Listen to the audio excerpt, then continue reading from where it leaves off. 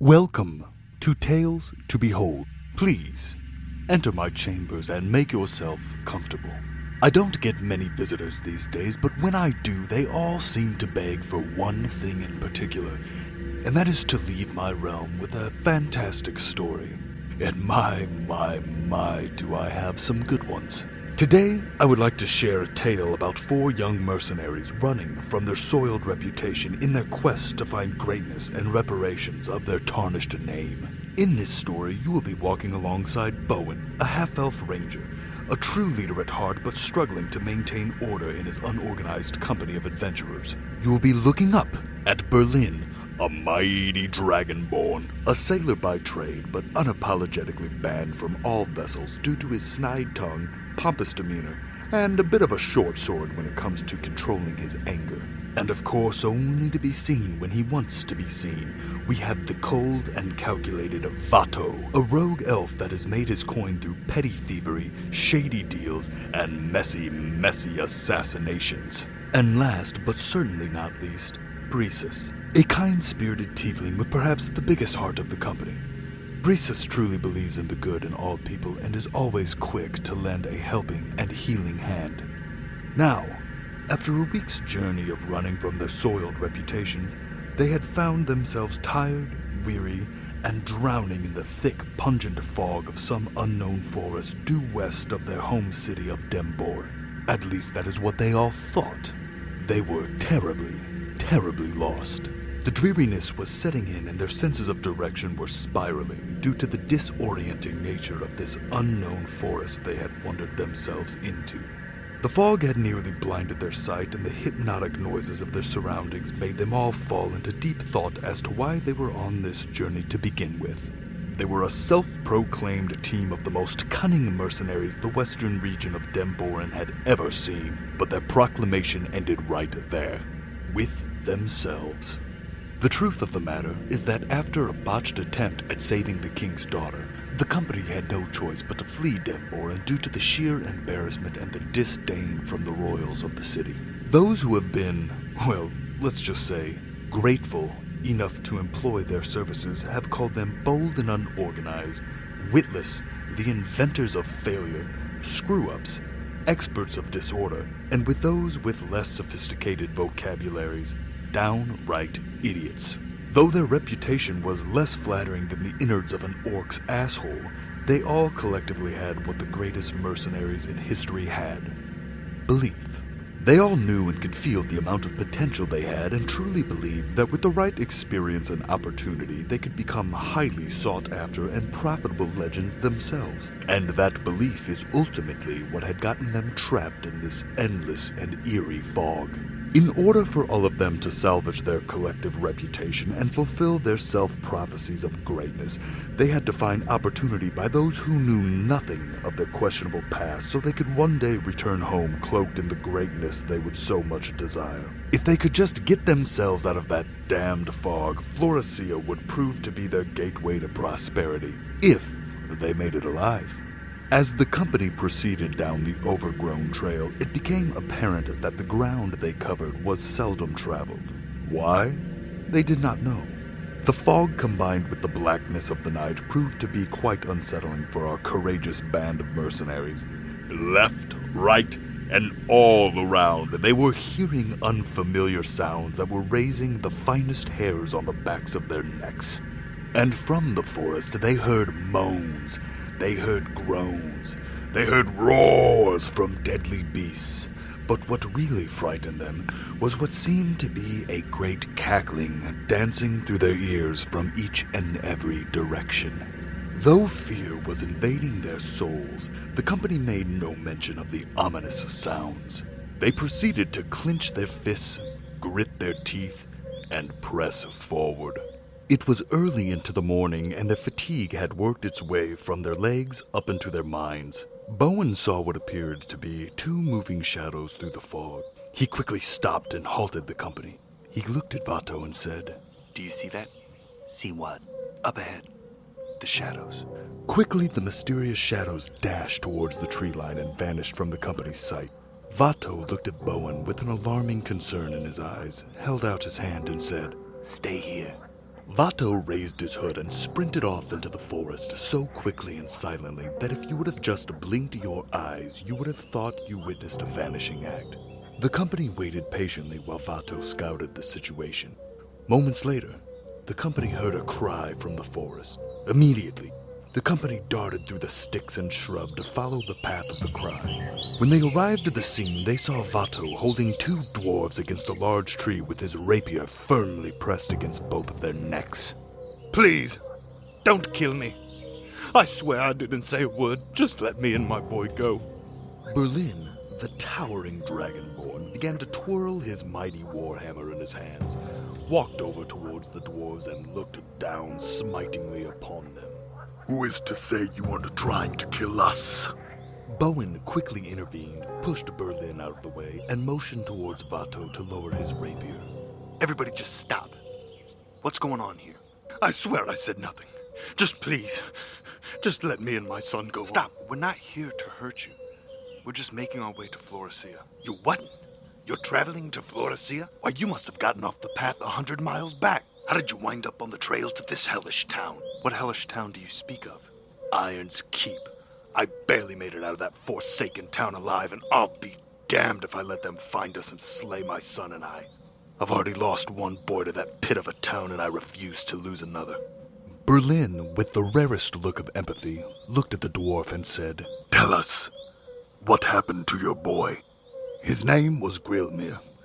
Just like everyone else in that town, he became addicted to this drug that's been plaguing all the workers. They eat this cursed clear mold called God Cloud and work all damn day and night just to wake up, eat more, and start the process all over again. All the money they make in the mines goes straight back into the pockets of the evil bastards that are bringing that awful substance into our town. It almost seems like they are forcing the miners to eat it if they want to keep their jobs or even worse, their lives. My son, though. My son was different. He got hooked on that God Cloud just like everyone else, but he got clean. He didn't run into trouble until he started trying to convince everyone else to get clean with him. One person joined him, then a few more, and then my son disappeared. One evening, I heard a knock at my door, and when I opened it, nobody was there, except for my son, Grilmir. He was laying there dead, bloody, battered. I went to go raise hell, and I vowed to avenge my son's death. I stirred up quite the ruckus trying to find the ones that were responsible for that terrible, terrible tragedy. And it seemed that only shortly after, everywhere I went, I noticed that I always had a tail.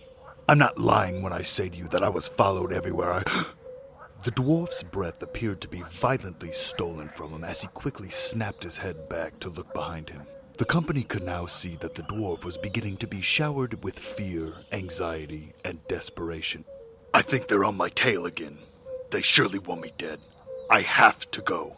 Please, go visit Adbeck at the Deep Down Drinkery and Inn. Tell him Coolmore sent you. Let him know my boy and I are all right. Mention my name and he'll take care of you for the night. Please, travelers, that town needs your help. And please, avenge my son's death and find those bastards that killed him. I hope to hear of your victory and repay you someday down the road. Coolmore and his son departed from the company's presence. They all stood motionless as the two dwarves disappeared into the fog. Coolmore's condemnation of Iron's Keep made this company question if such a town should be avoided altogether. Drugs, grisly murders, fleeing families. The town reeked of trouble, but the company was tired, weak, hungry, and crippled by their thirst. As the dwarves left their sight, Vato appeared to be staring at the ground in deep thought, shaking his head. He popped his head up and he looked at the company and said, Do you think we should just camp outside the town for a night and pass the city altogether? I mean, only judging by the looks of the trail, it looks like they don't get many visitors altogether, and for good reason. I don't know what you're thinking, but I would rather die quickly by their dwarven hammers than die of the thirst we're about to die of out here. Dwarves don't scare me anyway. Oh, would you imagine that the 6'6", 300-pound, big, ugly sack of scales isn't afraid of a few dwarves? Well, look at who you're talking to. No, Vato, you look who you're talking to. And if you keep moving your tongue the way that you are, those little dwarves will be the least of your worries. Brysus, though often quiet, had no choice but to intervene. Guys, listen to yourselves. You are acting like a bunch of children. We are all going. You heard Colmore. The town needs our help. Oh, Brysus, bless your heart. Just what I expected to hear from you. Go help them then. Seriously, go and help them. End up like Colmore's son and get chopped to pieces. Let's see how well you can heal without any hands.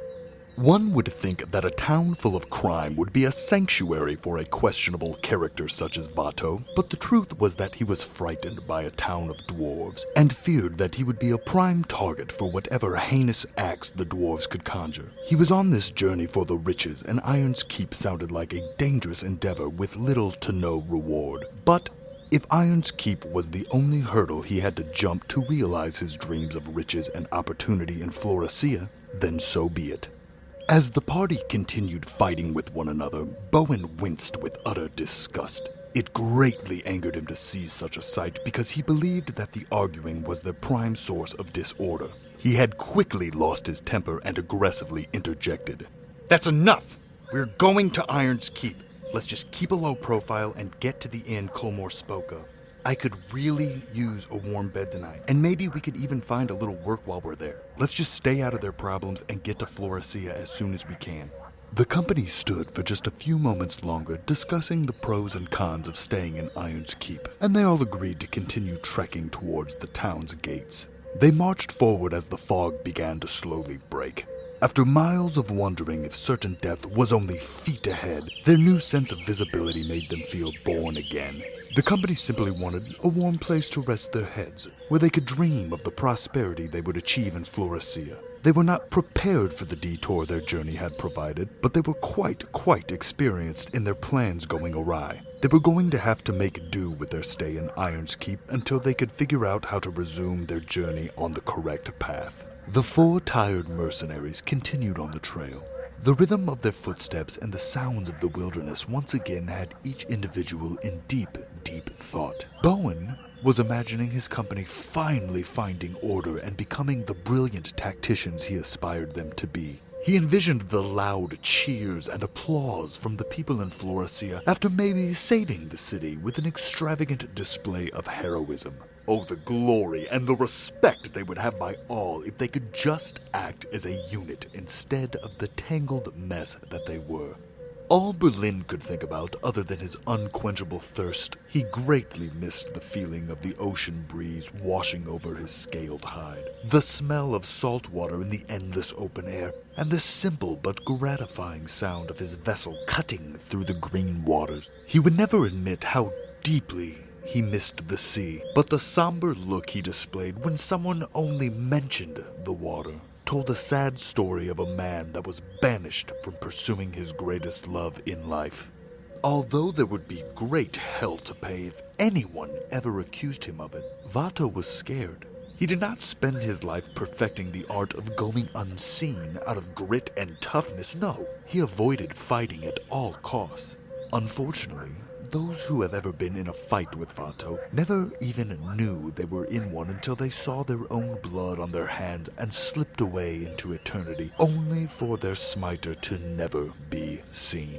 Vato was worried about blending into Iron's Keep. He was worried about relying on his team if things got out of hand. He wondered if his team would be there to protect him. Vato was beginning to regret the words he had shared with Berlin back down the trail and hoped that in the moment of truth he could still count on his friend's hammer to fight for him. This was why Vato preferred to work alone. Just a few nights, he thought, then off to the great city of Floracia, where he may no longer have to lurk in the shadows and be able to blend in wherever he may go. A life spent in the shadows had proved to be a lonely one for our friend Vato. Brysus was following the rest of the company 10 paces behind the rest. He could not vanquish what Colmore had said out of his mind. A town so corrupted by drugs that they were willing to dismember those who tried helping others rid themselves from the shackles of addiction. He needed to help them. He couldn't resist the urge. But how was he going to convince the others? They only cared about prospering in Floracia. He thought to himself, was the company's sole purpose not to fix problems? Not to help others in need? Floracia would always be standing, but would Iron's Keep survive if this god cloud kept plaguing the people? Surely there were plenty of good people in Iron's Keep. He had to do something. He had to speak up when the time was right. He could not consciously leave until he knew he did all he could to rid them of their troubles, even if that meant breaking from the company and staying behind. The collective thoughts and dreams of the company suddenly ceased when just up the bend on the trail they saw 5 men steadily approaching. Despite their fatigue, they shifted into a fast focus. As the parties grew more near, the body language of the unidentified party brought forth a friendly demeanor that put our 4 friends at ease. As the 2 parties both proceeded forward, the group of 5, which could now be identified as dwarves, smiled and welcomed the travelers. The dwarf in the middle stepped forward with an inviting face and said, "Well, hey there, travelers. Coming to Iron's Keep, are you?" The company stood there with raised eyebrows and very much on guard. Given where they were and what they had just heard, they felt as though nobody could be trusted in those woods. Bowen stepped forward. We're just passing through to find a warm place to rest our heads for the night. Ah, well, you've picked a lovely place to rest your heads. It's such a great town full of some of the finest hard-working people. You'll find they are quite hospitable. Say, did you by any chance cross paths with my brother and his son earlier? His name is Culmore. I have to give him something. I haven't a clue when he'll be back. Well, we are truly sorry, but we haven't seen a soul in 3 days. And we are dying of thirst. Do you have any water that you could spare? Water? Oh, no. Well, we do. But I think we will just keep it for ourselves. As a matter of fact, I was going to ask all of you if you had something for us. You're on our trail, headed to our town, so we will take our payment now. Bowen took a step backwards. What payment do you speak of? The coin in your pocket, of course. All of it. We want it now. Listen, we have nothing to give. We're traveling to find work. The dwarf slid his cloak to the side and boastfully unveiled his short sword. He quickly unleashed his weapon, and his friendly demeanor turned into a rage-fueled aggression. Oh, yeah? And what kind of work do you do? Before the dwarf's words even reached the ears of Bowen, Vato pulled out 2 daggers and with the twisted grace of a ballet dancer, lunged at the dwarf from the side, dragging one dagger across his throat and with the other puncturing him under the ribs. Vato held the dwarf up and felt his warm blood washing over his hands. He leaned in and gently whispered into the dwarf's ear, "We are mercenaries." The dwarf's body then dropped and everyone watched as his blood framed his lifeless corpse. Both parties' eyes were fixated on the fallen dwarf, then fixated on each other, then the dwarf, then back to each other. There was silence between both groups. The dwarves then screamed and drew their weapons with fiery rage. Our friends took hold of their trusted iron and steel as the dwarves made their attack. The first dwarf lunged at Bowen with a hatchet, but Bowen sidestepped the assault and punched the dwarf square in the jaw, sending him straight into the iron-plated fate of Berlin's mighty warhammer. The force dented his chest as blood spewed from his mouth onto Berlin's black and green striped scaled face. Glimmers of shining steel flew all around as battle cries filled the air. Brysus wasn't back. He was not a fighter and bowed his head in prayer. He lifted his hands towards the heavens as a blue hue of light wrapped up around his legs from the earth and out his arms. The company was cast in the calming blue light and felt their energy restored. The breath of life made Bowen squeeze his sword just a little bit harder and his movement that much more agile. As another dwarf came near, with heroic speed and precision, Bowen drove his sword through the center of his neck. The dwarf gurgled, and he slashed his weapon at Bowen until Bowen himself gave his weapon a twist, ending the dwarf in an instant. Beside him, Vato was dancing with acrobatics while the slow and feeble dwarf attacked. His blade was missing in every direction while Vato smiled tauntingly. It was a vicious game of cat and mouse. Once the dwarf tired himself, Vato went in for the final strike. As he stabbed at his fatigued opponent, the dwarf came crashing down with a forceful, blind-sided strike of Brysus's mace. Vato looked at Brysus and said, He was mine. "No, he was ours. I have your back, brother."